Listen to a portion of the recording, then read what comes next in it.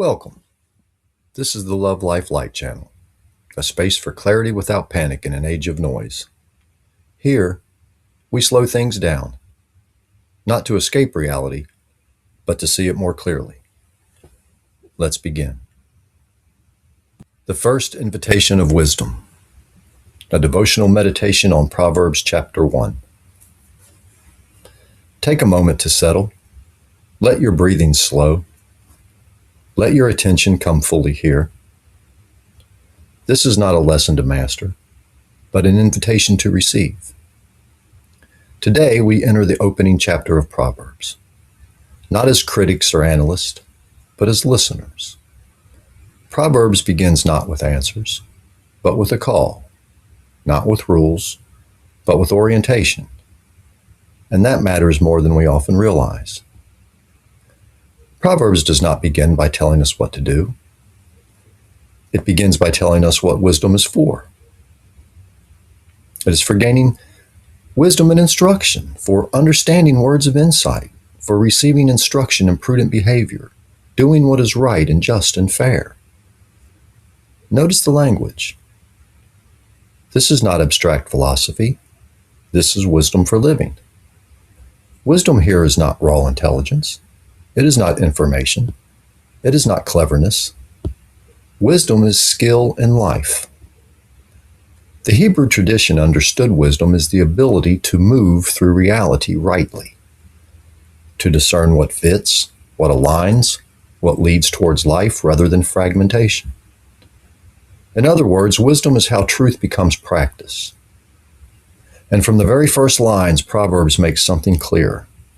Wisdom is not automatic. It must be received. It must be sought. It must be learned. That alone confronts a modern assumption. We live in a culture that treats wisdom as self-generated, as something you arrive at through introspection, personal preference, or experience alone. Proverbs disagrees. Wisdom, it says, must be taught. Pause. Ask yourself quietly, where have I assumed wisdom would simply come to me? The fear of the Lord is very misunderstood. And as we arrive here, we look at one of the most quoted and most misunderstood lines in Scripture.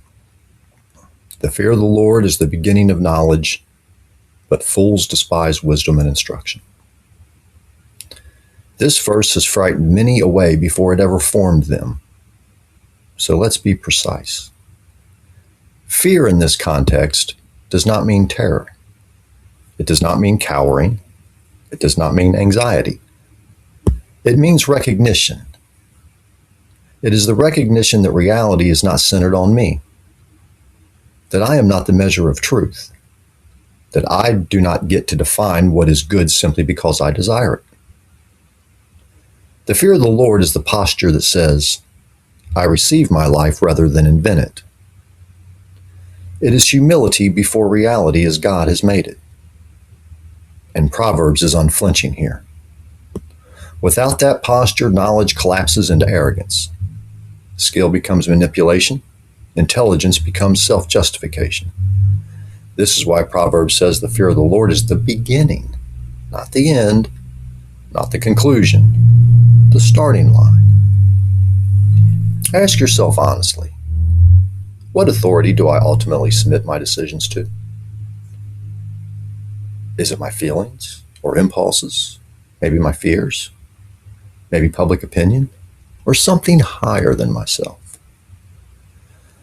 Wisdom begins the moment we stop pretending we are self-sufficient. Proverbs 1 then shifts the tone. It becomes intimate. Listen, my son, to your father's instruction, and do not forsake your mother's teaching. Here we hear a father's voice in a noisy world. This is not authoritarian language. It is parental language. Wisdom speaks through relationship. This matters because wisdom is rarely learned in isolation. It is passed down, tested, embodied. And immediately the father warns of something very specific. My son, If sinful men entice you, do not give in to them. Notice the danger is not ignorance.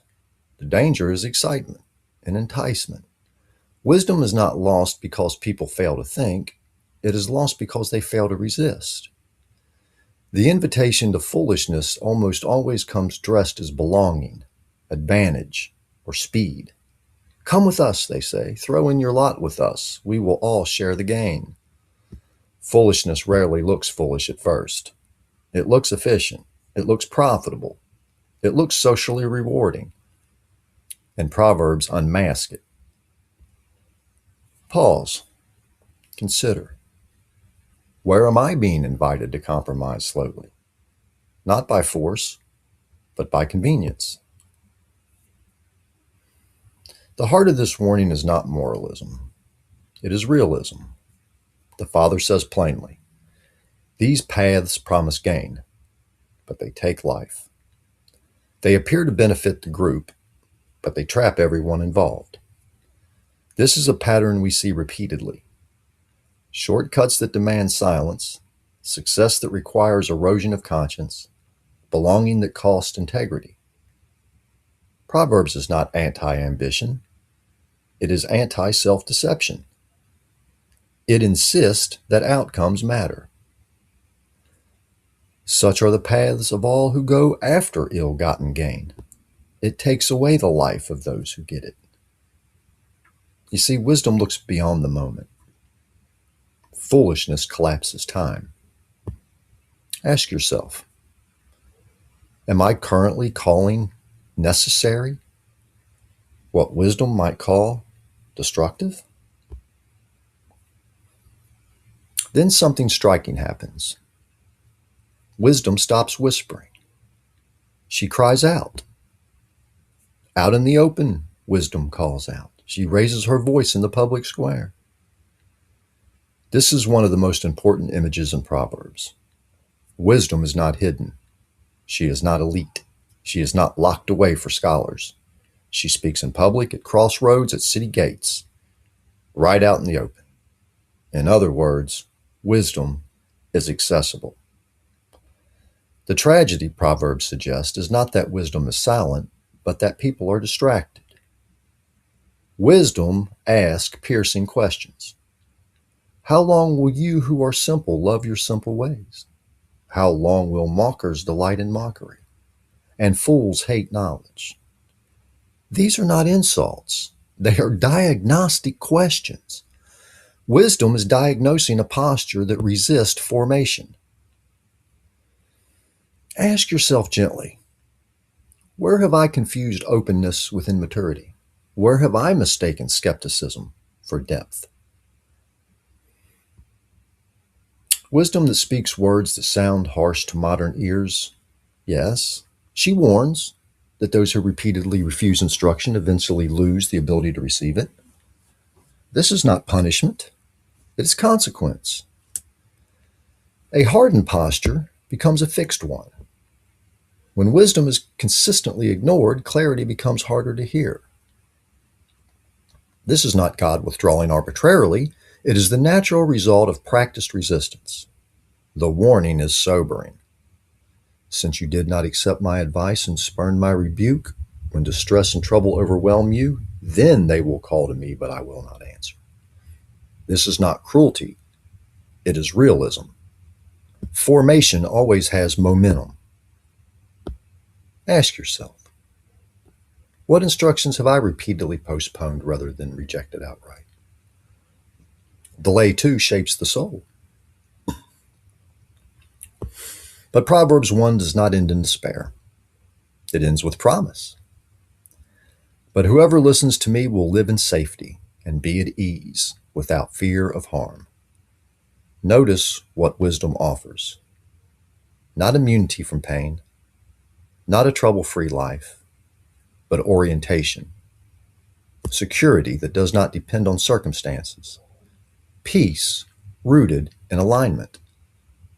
This is the quiet strength of wisdom. Not noise, not dominance, but steadiness. Let us gather this into something concrete.